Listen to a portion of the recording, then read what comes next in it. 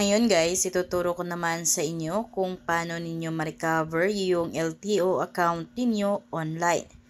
Ngayon, open nyo lang yung Google search ng cellphone ninyo. Dito sa may search, click nyo lang yan.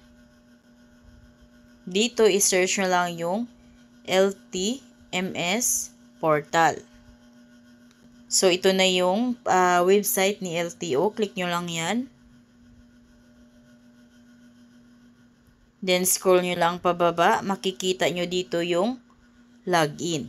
Click nyo lang yung login. So, dito, halimbawa, di nyo na alam yung account nyo dito. So, click nyo lang itong forgot password. Then, dito, ilagay nyo lang yung email or client number ninyo. Mamili kayo kung yung email nyo ba or yung LTO client number ninyo. After nyo malagay dyan, click nyo na yung OK. Then, ayan, password change, link has been sent to your email. So, check natin yung email natin kung andun na ba yung email ni LTO sa atin. Ayan, open nyo yung email ninyo.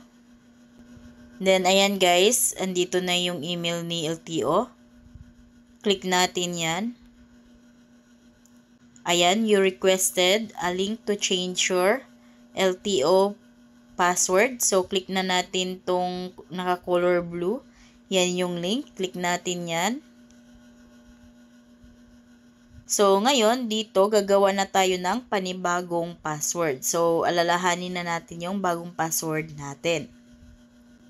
Kung ano yung nilagay nating unang password dito, dapat match dito. After nyo malagay yung bagong password ninyo, click nyo na itong set password for login.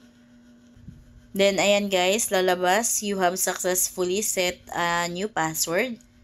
You may now log in using your new password. So, makapag-login na tayo ngayon gamit ang bagong password natin.